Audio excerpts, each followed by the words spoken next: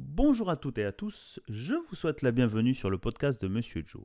Monsieur Joe, c'est Joël Lelanne, ingé, project manager, curieux et éclectique.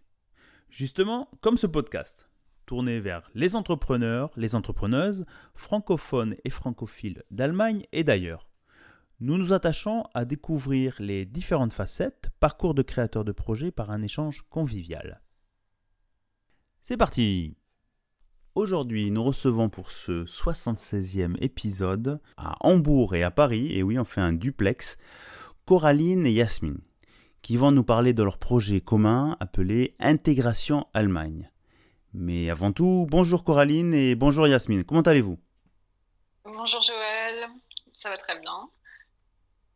Bonjour, oui, moi aussi, très bien. Merci à toutes les deux d'être là. Écoutez, je suis ravi de vous avoir toutes les deux comme invitées sur ce podcast. C'est une première, enfin un appel groupé avec WhatsApp, donc on va voir ce que ça donne. Vous connaissez le format, j'imagine que vous avez déjà écouté d'autres épisodes. Nous commençons toujours par découvrir le parcours personnel et professionnel de nos invités. Qui veut commencer, Coraline ou Yasmine? Moi je veux bien, avec plaisir. Coraline. Coraline, on t'écoute. Merci. Donc je m'appelle Coraline, je suis française, j'ai grandi en France à Paris. Vers la vingtaine, je suis partie à Berlin faire jeune fille au pair pour une année et c'est là que j'ai découvert la culture allemande, la langue allemande. Enfin bref, je suis restée et maintenant j'habite à Hambourg. Très très bien. Donc si je me rappelle, tu nous avais indiqué un peu en off que tu avais un peu visité plusieurs villes en Allemagne pour le travail.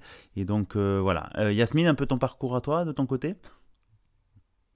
Oui, du coup, moi, ça a commencé par un Erasmus en 2014 à Brest. Je suis partie en France pour améliorer mon français. Et après, je suis un peu tombée amoureuse de la France. Et après, j'ai décidé de faire mon master en France, un master franco-allemand. Et après, je suis partie. Du coup, je suis là depuis 2017 et jamais retournée en Allemagne, à part les vacances. Donc, comme vous les imaginez, chers auditeurs et chères auditrices, nous avons Coraline française en Allemagne et Yasmine allemande en France et on fait tout cela en français. Donc, c'est vraiment formidable. Donc, à Hambourg, Paris. Donc, c'est vraiment sympathique. Et avançons un peu sur la thématique du projet, ce qui nous amène aujourd'hui. Intégration Allemagne. D'où vous est sortie cette idée et comment vous vous êtes retrouvés? Comme tu l'as mentionné il y a quelques minutes, moi j'ai fait pas mal de villes en Allemagne. J'ai vécu à Stuttgart, à Donauwörth, à Munich, à Nuremberg, puis maintenant à Hambourg. Donc j'ai approché la culture allemande de différentes manières. Et ça a été assez difficile pour moi, parce que comme je disais, vers la vingtaine, j'ai débarqué en Allemagne, mais je n'étais pas du tout prédestinée à vivre ici, à apprendre l'allemand. Donc en fait, j'ai eu quelques difficultés. J'ai essayé du coup de m'en sortir au mieux et au fil de l'eau, du coup voilà, je me suis intégrée. Et pendant le Covid, donc en 2020, avec Jasmine, on s'est rencontrés grâce à YouTube parce que j'avais envie de redonner à la communauté francophone tout ce que j'avais appris sur l'intégration en Allemagne, sur l'apprentissage de l'allemand grâce à une chaîne que j'avais appelée, elle existe toujours, elle s'appelle Vivre en Allemagne. Donc une chaîne YouTube sur laquelle je postais donc des vidéos sur les thématiques de l'intégration en Allemagne. Et j'ai rencontré Jasmine par YouTube. Parce que donc, Jasmine a une grande chaîne franco-allemande et peut-être que tu peux en dire deux mots du coup. Exactement. Merci de faire la transition, dis donc, j'ai plus besoin d'intervenir. Yasmine? Oui. Du coup, oui, j'ai une chaîne YouTube depuis 2018, je dirais, qui s'appelle Une Vivre allemande. Et c'est une chaîne un peu franco-allemande. Parfois, je parle en allemand, parfois, je parle en français. Et j'aborde des sujets différents liés à la culture allemande ou française. Et voilà, c'est comme ça que Coraline m'a trouvée et m'a contactée. Et comme ça aussi que notre projet Intégration Allemagne a commencé. Ah, bah c'est tout. Ouais, voilà. Parce qu'on sait, en fait, c'est important quand on a un projet de créer des synergies, d'avoir des profils complémentaires. Et en fait, comme tu l'as dit, Jasmine et moi, on a un profil en miroir. Jasmine est allemande, elle vit à Paris. Moi, je suis française, je vis à Hambourg. Donc, en fait, on a cette double culture. Et on s'est dit, on devrait faire un kit d'intégration pour les francophones en Allemagne. Et du coup, c'est là que notre projet, notre site internet est né. Donc, il s'appelle Intégration Allemagne. Du coup, c'est notre projet à toutes les deux. Ok. Alors, ce qui est pas mal, ça me fait un peu le parallèle et on leur fait un clin d'œil à Arte, le petit programme qui dure une quinzaine de minutes ou une dizaine de minutes qui s'appelle Carambolage. C'est toujours un Oui, regard croisé franco-allemand. Enfin, moi, je suivais ça avant de venir en Allemagne en souriant et depuis qu'on est en Allemagne, on le regarde en famille et c'est assez marrant de voir, puisqu'on est vraiment sur deux cultures, sur deux approches différentes. En plus, j'ai envie de commenter un peu ce que tu racontais, Coraline, le fait d'arriver en Allemagne. Tu parlais pas la langue, je pense, tu l'as appris sur place, c'est ça? non, je l'ai appris sur place Voilà. avec des cours intensifs en partant de Ah zéro. ouais, ok. Donc c'est Ouais, possible. donc Donc, chers c'est auditeurs, possible. c'est possible. Et Oui, j'en profite aussi pour saluer nos auditeurs dans le Baden-Württemberg. Hein. Tu as parlé de Stuttgart, tu peux passer un coucou aussi. Ou nos amis de la Bavière, à Donauwörth et Munich, que je connais très bien. On salue nos amis de la Bavière, à Donauwörth et à Munich. Et Nuremberg aussi, au passage, puisque c'est un peu plus au-dessus. La Franken, je crois que c'est la région de ouais, c'est là que j'avais la habité aussi. Franconie. Donc c'est vrai, arriver en Allemagne, par commencer par la Bavière, nous sommes à Hambourg, on leur fait un petit clin d'œil puisqu'on sait très bien qu'il y a cette espèce de gentille rivalité régionale ou de Länder. Mais on va pas aborder là-dessus, on va avancer un peu plus sur le côté prendre l'allemand de zéro, votre site donc Intégration Allemagne. J'aimerais aussi faire un lien, alors si vous le permettez toutes les deux, à l'épisode 41, enfin un salut à Berlin. À l'épisode 41, on avait invité la présidente de Emploi Allemagne, Anne-Christelle Betz, qui aussi, même moi-même membre de cette association, nous soutenons l'intégration par l'emploi pour les ressortissants francophones ou français Mm. en Allemagne, qui est très dynamique. Je pense que tu participes aussi indirectement, donc c'est bien de voir toutes ces initiatives. Peut-être on peut aborder un peu plus en détail, si vous le voulez, hein, comment fonctionne le site, ce que vous y proposez. Oui, bien sûr. Alors, c'est un site qui propose des modules. Alors, ceux qui sont en ligne pour le moment, c'est des modules pour apprendre l'allemand. Il s'agit d'un cours, pas de grammaire, mais un cours pour se remettre dans l'allemand. Parce qu'il y a beaucoup de gens qui ont appris l'allemand à Mhm, l'école, par exemple, qui ont un niveau B1 en allemand, mhm, qui ont arrêté d'apprendre pour une raison mhm, X ou Y et qui veulent s'y remettre. Et on propose en fait un contenu sur une semaine. Donc on peut faire un module par soir, parce que chaque module dure environ 2 heures à réaliser. mhm, Et cette personne, du coup, peut se remettre à l'allemand sur une petite semaine avec des modules qui sont vraiment très variés. On a un module sur la prononciation de l'allemand, on en a un sur les dialectes allemands, on en a un sur les erreurs les plus fréquentes que font les Allemands. Et le dernier module concerne l'allemand dans un contexte professionnel, parce que quand on est sur place, bien sûr, généralement on cherche un travail et il y a des questions vraiment standards à préparer pour un entretien et en fait on aide du coup les francophones à s'y préparer. C'est un cours donc comme je disais qui est en ligne que la personne fait à son rythme. mhm, Il y a la correction en ligne donc du coup elle peut s'autocorriger elle-même et surtout le format est varié. C'est pas que de l'écrit, il y a des vidéos, on a trouvé des experts de Munich, des linguistes mhm, qui ne sont pas médiatisés. On a réussi en fait à travailler avec eux avec des formats courts de vidéos pour qu'ils redonnent en fait des compétences essentielles sur l'allemand du coup à la communauté mhm. francophone d'Allemagne. Donc c'est un contenu qui est assez exclusif finalement. Et voilà, donc un contenu je dirais pour tout type de personnes, selon que la personne soit visuelle, au contraire qu'elle veuille plutôt de l'audio. Donc il y a vraiment plusieurs formats dans le cours en ligne. Ok, et comment vous intervenez toutes les deux là-dessus, les interactions Une vie, Fralamande et Intégration Allemagne, Yasmine? Est-ce que toi tu donnes... Ah, il y a pas vraiment un lien comme bah, moi, on est toutes les deux les créatrices de ce cours, mais c'est D'accord, pas directement en lien avec une vie allemande. ok, Mais une vie allemande, c'est un lieu où je peux promouvoir un peu cette offre. Du coup, d'accord. Si je peux compléter, je dirais en fait que c'est surtout basé sur l'expérience que j'ai eue ces dernières années. En fait, moi, j'ai eu un gros problème avec la prononciation de l'allemand. J'avais les premières années du mal à me faire comprendre quand je m'exprimais en allemand. J'arrivais à le lire, je le comprenais parfaitement et Mhm, j'étais frustrée. Je donne un exemple qui m'est arrivé. Ouais, ça commence à dater, c'était en 2000, c'était avant le Covid, ouais. 2019. Mais ça m'a marqué Le cette H? expérience. Non, c'est pas le H, c'est le ton de carton. je vais chercher un carton pour déménager. Donc, je vais dans une boutique, demander si, voilà, il y a des cartons. Je vais dans une boutique de literie, tu vois, parce que je me suis dit, ils vont avoir probablement des cartons, ils reçoivent des emballages tous les jours. Oui. Et la personne, donc encore, je répète, c'était un magasin de literie, donc qui vend des lits et des matelas. Et la personne, quand je lui ai demandé Abonzi carton, voilà, je l'ai bien prononcé, mais à l'époque, elle avait compris Abonzi carton. Est-ce que vous avez des cartes postales, des cartes? Et là, j'ai eu un niveau de frustration vraiment maximal. Et c'est là que j'ai cherché des solutions. Et c'est là que je suis tombée du coup sur des linguistes, à Munich, des très très bons linguistes qui enseignent à la Volkshochschule. Mais moi, à l'époque, j'habitais à Franken, donc il n'y avait pas cette offre. Pour progresser en allemand, après le B2 à la Volkshochschule, il n'y avait plus de cours.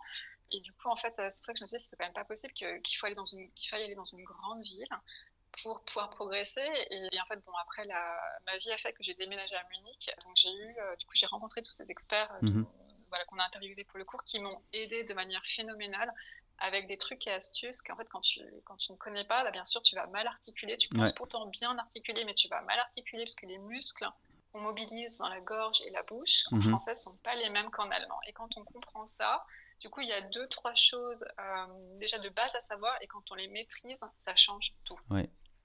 Donc ça, voilà, comme les intonations ou le H aspiré, moi j'ai toujours cette... je pense que je ne suis pas le seul, mais j'aime bien le raconter, cette anecdote. On était en hiver à Harbourg dans un café, on voulait quelque chose de chaud, et j'ai demandé un ice café. Et la serveuse m'a apporté une belle glace en mois de décembre, au mois de février. Et je lui fais non, un ice café. Et là, j'ai compris qu'il fallait bien le prononcer, le H. Et on en rigole tout le temps, tu vois, ça va faire peut-être 15 ans, cette histoire. Mes auditeurs vont dire que je radote, ceux qui me connaissent. Mais du coup, après coup, j'ai toujours commandé un hot chocolate. C'était plus facile en allemand. En English... Donc c'est un peu difficile, et c'est vrai que les Allemands rigolent souvent lorsqu'en français on met des H là où il n'y en a pas, et on les enlève là où il y en a. Donc comme tu le dis, c'est l'intonation. Bon, enfin, moi je suis pas linguiste, mais c'est vrai que chaque langue a sa tonalité, sa musicalité aussi, et en tant que français c'est pas facile. Et c'est vrai qu'en plus en tant que francophone, où on a notre accent français est très prononcé dans les langues étrangères, que ce soit en espagnol ou en allemand, le Wie schön ist dieser Akzent, sind Sie Franzose? Ça, on peut pas le cacher, mais ça donne un charme.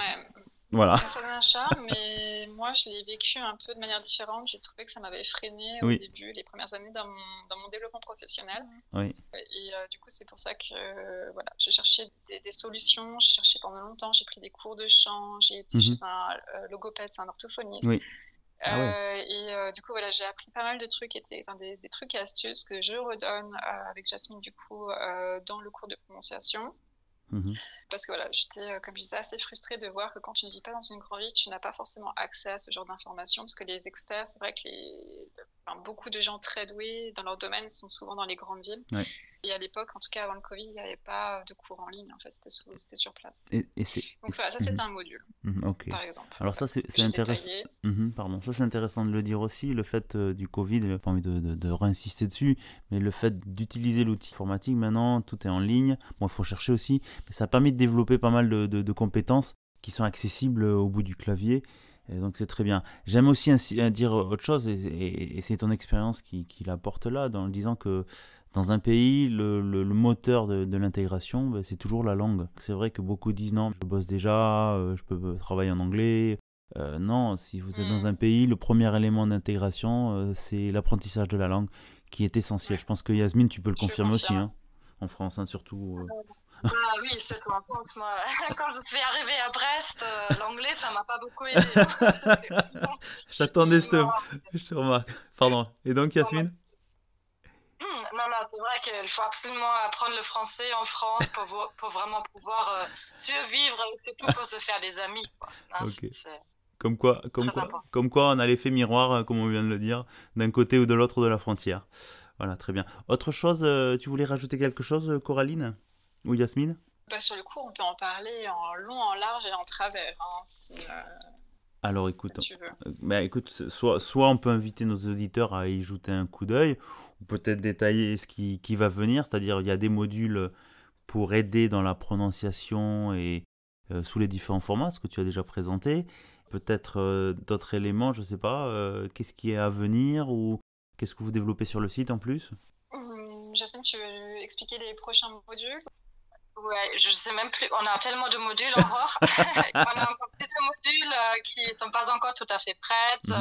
Je sais que Coraline, par exemple, tu prépares depuis un peu de temps un module sur la recherche de logement, c'est ça? Oui, c'est ça. Ah, très bon sujet. Voilà, parce que c'est pas toujours évident, surtout à Hambourg, je Ah oui. pense. Ouais.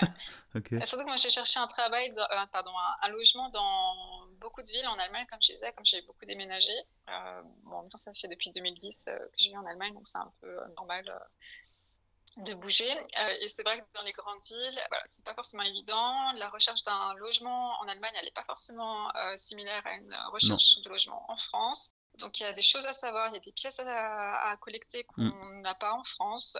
Voilà, il y a tout un tas de process à connaître, de sites à connaître, voilà, de trucs et astuces encore une fois. Et donc je suis en train de préparer ça. C'est pas encore en ligne, mais c'est un sujet qui me passionne parce que là je suis moi-même en ce moment en recherche de logement, donc je suis en train d'appliquer moi-même ma méthode Ah, bah, et écoute. de la tester. Bah, écoute, ça c'est très bien. En plus, je sais que c'est un sujet Hambourg ou Munich, dans les grandes villes, c'est un sacré parcours du combattant. On peut le voir régulièrement sur les différents groupes Facebook des Français des différentes grandes villes où les gens postent très très tôt pour savoir comment aborder. Chacun y va de sa méthode. Il y a beaucoup, même si beaucoup de choses sont en ligne sur les différents sites qu'on peut connaître, Imo24, VG et autres, c'est vrai qu'il faut se lever tôt et la manière d'aborder les logements en location sont vraiment différentes et ça a évolué. Moi, je me rappelle à une certaine époque, 2005 ou plus tard, où le samedi matin, acheter le journal local et se pointer très tôt devant l'immeuble et il y avait une queue qui descendait de l'appartement jusque dans la rue pour juste visiter un petit appartement. Donc, c'est vrai que je pense que c'est très bien de pouvoir faire ce retour d'expérience et mettre ce module-là. Je pense que ça va intéresser les auditeurs qui vont aller sûrement visiter votre site. Autre chose peut-être que vous voulez conclure, on parle peut-être un rappel des coordonnées du site. Oui, alors c'est intégrationallemagne.com. Tout collé. Tout collé, oui. On peut te suivre aussi sur Instagram, je crois. Vous postez toutes les deux un peu dessus. Alors oui, Jasmine, elle a un compte Instagram qui s'appelle Une vie frallemande et pour moi c'est vivre en Allemagne. Très très bien, ok. Autre chose à rajouter toutes les deux? Écoutez, toutes les deux, je vous remercie. Yasmine, autre chose à rajouter toi de ton côté? Non, merci, tout est dit. Très bien, merci à toutes les deux, Coraline et Yasmine. Je vous dis à bientôt. À bientôt. Merci beaucoup Joël, à bientôt. Pour finir, on aimerait remercier le développeur du site internet, Pablo Obele, de Smart Data e-commerce. Pablo nous a fait un site, vraiment, c'était inespéré, donc un grand merci à lui, je voulais juste le mentionner. Très très bien, on remercie Pablo et s'il a envie de venir parler de conception de site, il est le bienvenu sur le podcast de Monsieur Joe.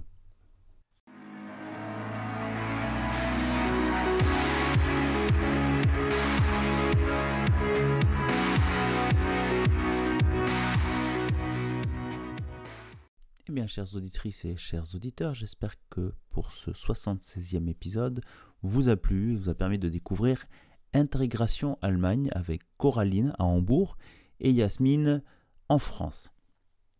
À l'occasion, j'espère que bientôt, Yasmine, nous aurons l'occasion de parler un peu plus en détail de ton activité de YouTube sur une vie France-Allemagne. En Allemagne, une Allemande en France.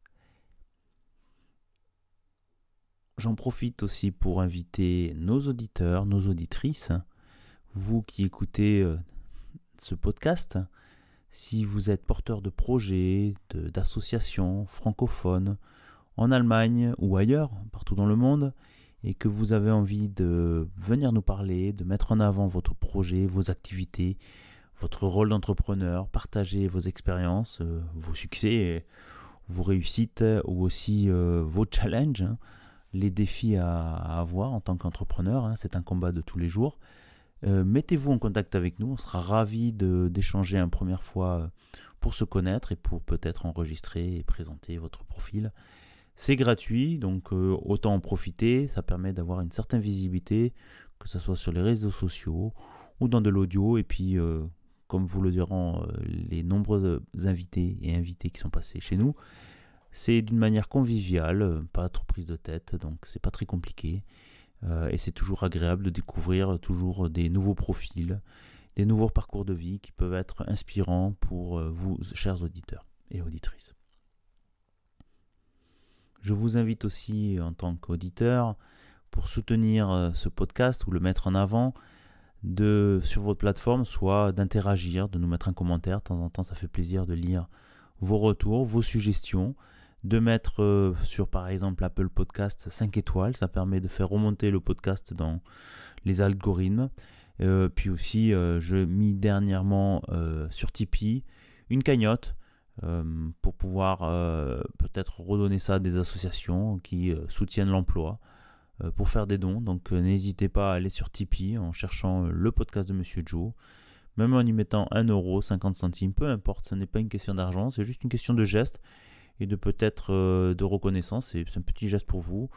Pour moi, je n'y toucherai rien puisque je reverserai l'ensemble de la cagnotte à des associations ou à des dons. Voilà.